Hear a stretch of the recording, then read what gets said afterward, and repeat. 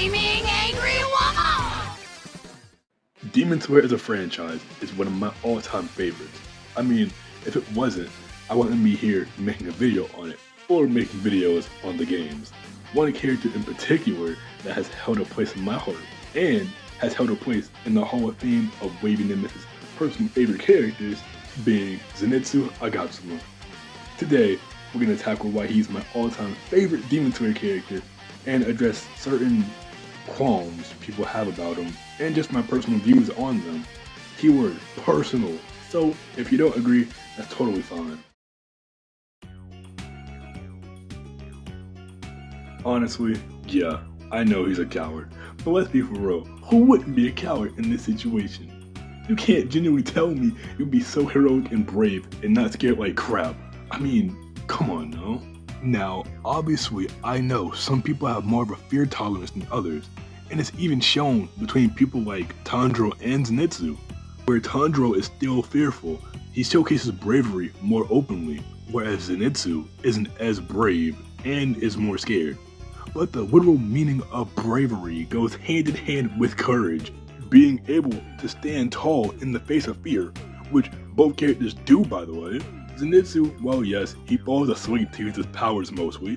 He's still technically, well, more so unconscious, but actively gets more conscious as the series progresses.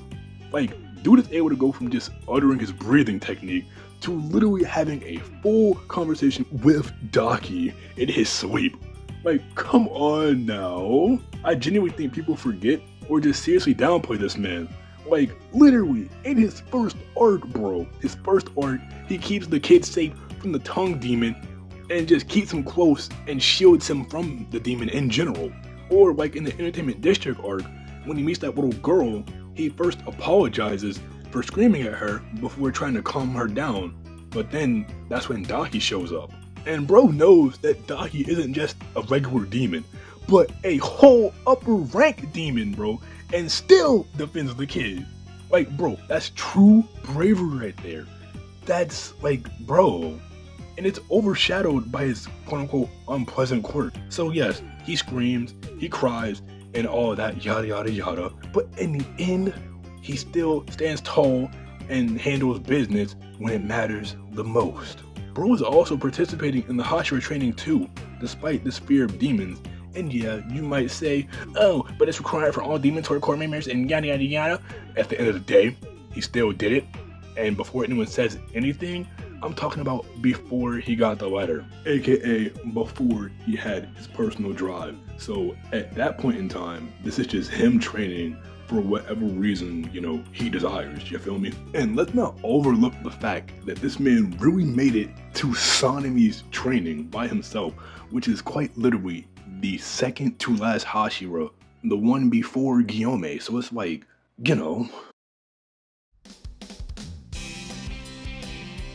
Yes, we all know Zenitsu is a simp, but it's far less toned than say someone like Sanji. And before you get your pigs for it and say some crap like, but Sanji is a special case.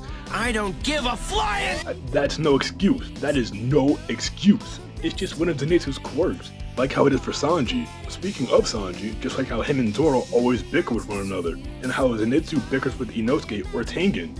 Also, keep in mind that we really don't know what life was like before Zenitsu was taken in by his gram.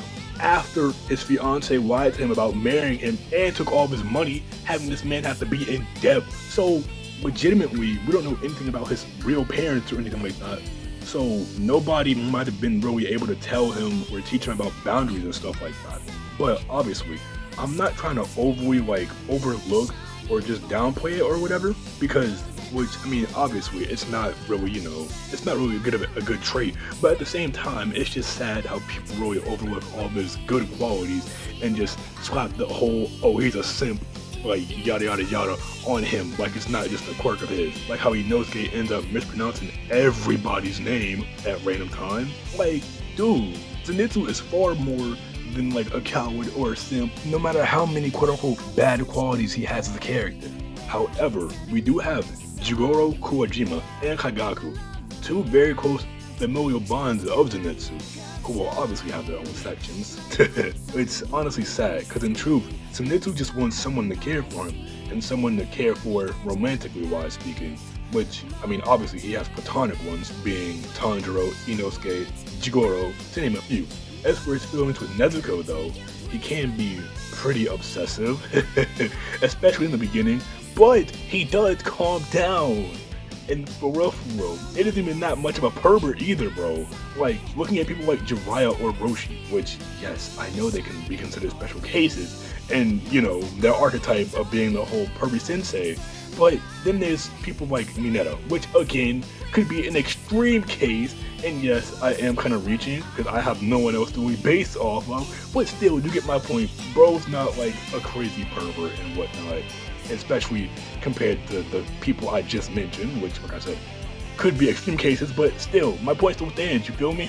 Honestly, I do also find it pretty funny how when he just snaps at any other character who gets even remotely close to a female, it's just like, bro. Or, ooh, I forgot, that one time when Shinobu actually exploited Zenitsu's nature to help motivate him to train more, which actually worked. And to be honest, not trying to go in that direction, but I mean, like, if that happened to me, I'm just gonna say I'd be motivated too. So, like, I'm right there with you, Zenitsu, bro. For real, for real. Jigoro Kuajima, Zenitsu's master and grandpa, the former Thunder Hashira. Jigoro was like a grandfather to both Zenitsu and Kaigaku, and the only respectable guardian type character for Zenitsu. Not like we have like anyone else to base off of, like I mentioned previously, but still, my point stands.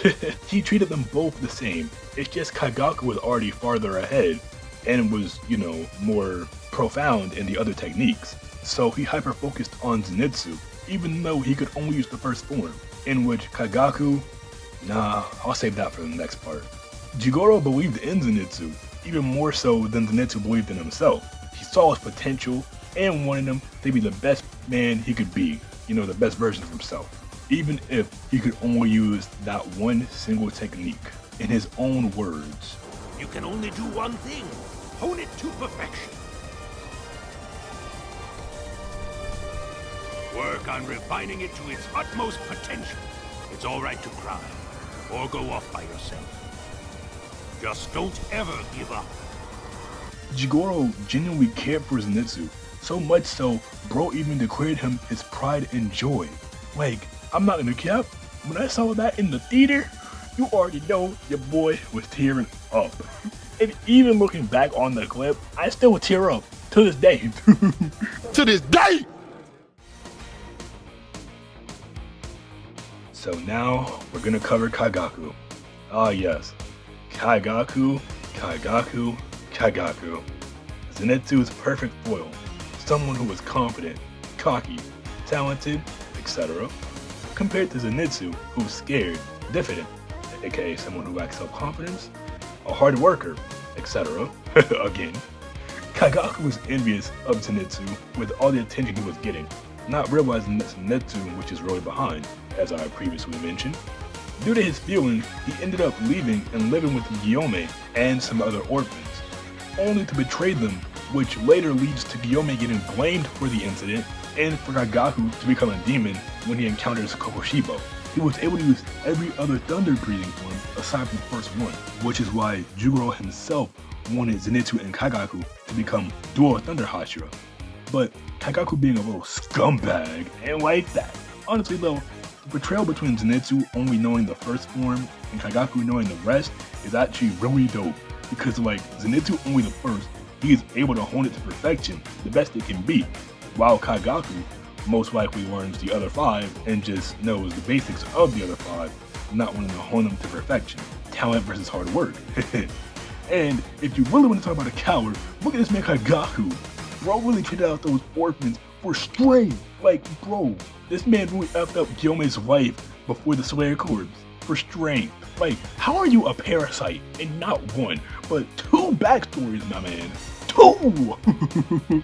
Like, sure, it's a different type of cowardice, but it's far worse than Zenitsu's cowardice, for sure.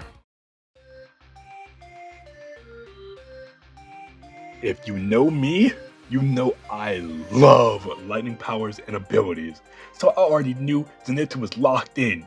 But even before that, I already knew he was a potential favorite just because of his personality, because I mean, like, you know, I just love that personality trait, or type I mean, sorry. Thunderclap and Flash, it's just amazing. A literal burst of lightning speed, and it's actually based off a real-life Japanese sword drawing technique called Laijutsu, I hope I pronounced that right, which is essentially a quick draw sword cutting technique, which Zenitsu uses this for his own technique. Zenitsu also ends up not only using this technique as his only technique, but hones it to perfection just as his master wanted. He makes improvements such as Thunderclap and Flash 6-fold, 8-fold, and godlike speed.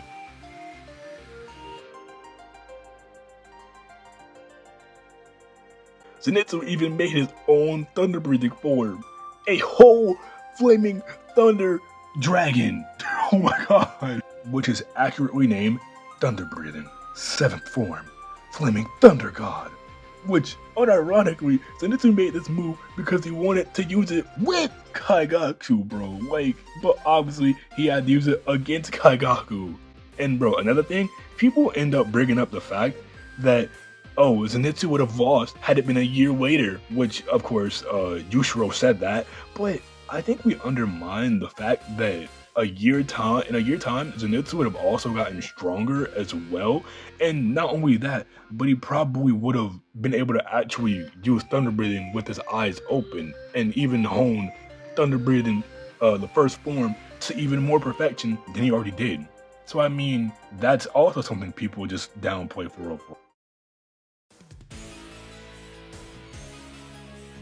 Unironically, I wasn't even gonna add this in the video at first, but bro's primary color being yellow actually furthers aspects of his personality.